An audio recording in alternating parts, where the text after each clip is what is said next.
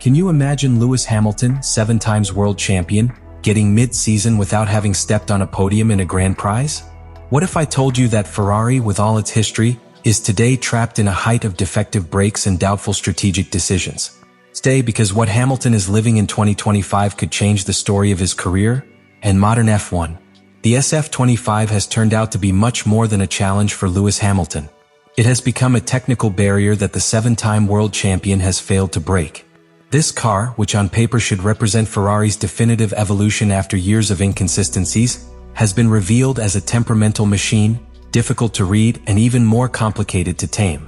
For a pilot who bases his performance on millimeter precision, absolute control over braking and the exact knowledge of the car limit, the SF25 represents almost the opposite of everything that allowed him to build his golden era in Mercedes.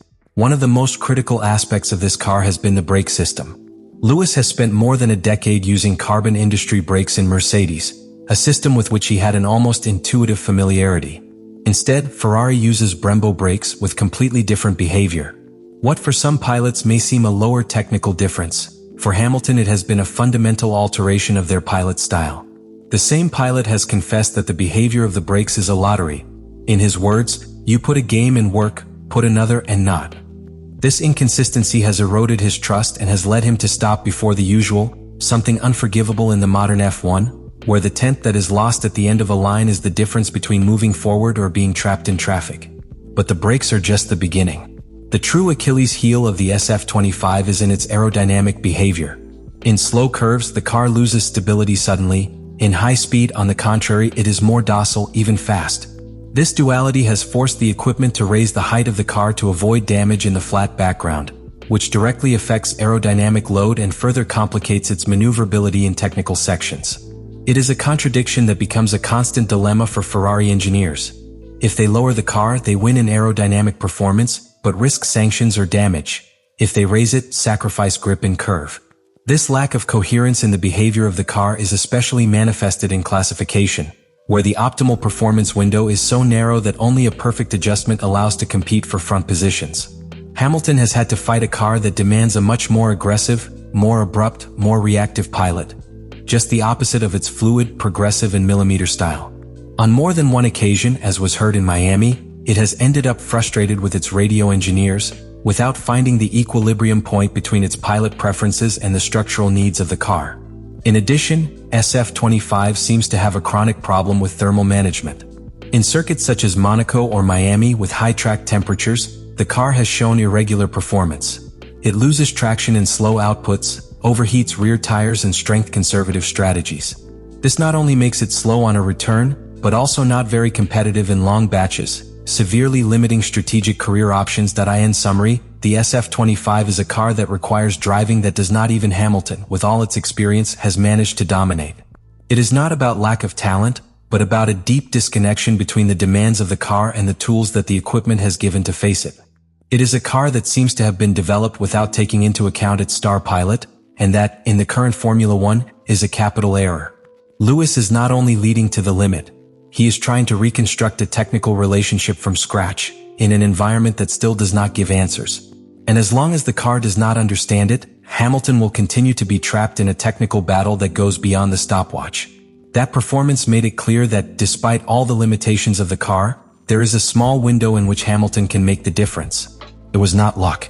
It was the result of a forced adaptation, a rapid evolution of the pilot, who decided to modify his style to approach the needs of SF25. In simple words, Hamilton stopped fighting the car and began piloting him in his own terms. He adjusted the way it slows, how the curves draws, and when the power applies. It was an internal evolution that, although it did not have a direct reward in the form of a podium, did light a positive alarm within the paddock.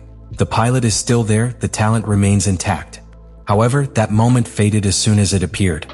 In the following races, especially in Monaco and Spain, Ferrari fell back into the same errors. Questionable strategic decisions, problems with tuning, lack of response to changes in climate or career dynamics.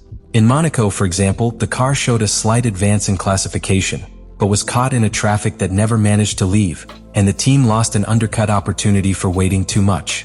In Spain, things seemed more promising, better balance, solid times in the free, but the degradation of rear tires exposed again as a critical weakness. This pattern raises a disturbing question. Are we seeing the beginning of a recovery or only isolated sparkle in the midst of a technical storm? The answer for now is not clear.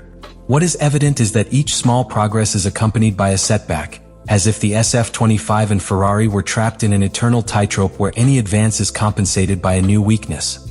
In spite of everything, Hamilton has maintained an attitude of resilience. Your body language has changed. Less visible frustration, more determination contained. Even when the car does not yield, keep looking for how to squeeze something else. He has become a pilot who no longer expects miracles from the car, but tries to be himself who causes them. That, in itself, is a sign that he has not lowered his arms. But it is also an alert for Ferrari. If they fail to give it a more consistent platform, it will not be for lack of effort of the pilot that is lost this season, but because of a systematic inability to turn promises into results. And so, each race becomes a questionless question. Was China a turning point or simply a mirage in the desert? Can a champion continue to shine if his car does not accompany him? Or are we facing the last act of a legend that resists, even when everything seems to be against him? These questions will continue to float as long as there is no continuity in performance. Because in Formula One, hope is not enough. The only thing that really matters is what you turn around after. The Canada Grand Prix represents much more than one more date in the Formula One 2025 calendar for Lewis Hamilton. This appointment marks a turning point. The Gilles Villeneuve Circuit, with its combination of long, straight, treacherous chicanas and braking criticism, will be a technical and emotional examination of capital proportions. It is a route that punishes errors, but also rewards courage and absolute control over the car. And that is precisely what Hamilton has missed this season. A car that allows him to attack without fear, without having to anticipate each curve as if it were a threat. Hamilton's story with this circuit is deep. In 2007, in his debut season, he achieved his first victory here, in what was an advance of everything that was to come. Since then, he has won multiple times in Canada, turning this path into one of his personal talismans. He returns now with a Ferrari that does not inspire confidence, but with the muscular memory of someone who knows every millimeter of that asphalt. It is a scenario loaded with symbolism. To return to the place where it all began at the most uncertain moment of his career, hoping to restart, to meet again. But the challenge goes far beyond the emotional. Technically, Canada requires braking stability, traction capacity at the exit of slow curves, and a low aerodynamic load configuration that maximizes speed in lines. These are problematic areas of SF25. Ferrari has struggled to find a stable balance in brake temperature management, has shown dangerous instability in the rear train when leaving slow curves, and its efficiency in a straight line has been well below that of its direct rivals, especially Red Bull and McLaren. For Hamilton, this implies that any positive result in Montreal will depend on both its ability and an almost perfect conjunction of factors. An impeccable strategy, weather conditions that do not harm the performance of the car, and an execution without errors. And yet, there are no guarantees. This race can be both an opportunity for redemption and a silent conviction. Another weekend where the effort far exceeds the results. In addition, what is at stake is not just a victory or a podium. It is the narrative of its entire season. If Hamilton achieves a great result in Canada, it will not only reduce the distance with Leclerc, but will send a blunt message to the team, its rivals and fans, that there is still fire, which can still be the support point Ferrari needs to get out of the bump. But if the weekend ends like many previous ones with frustration, lack of rhythm and a car that does not respond, the narrative could turn towards resignation. And that would be the most dangerous. Even a champion like him begins to see the future with more doubts than conviction. In this context, every return in Canada will be a symbolic battle.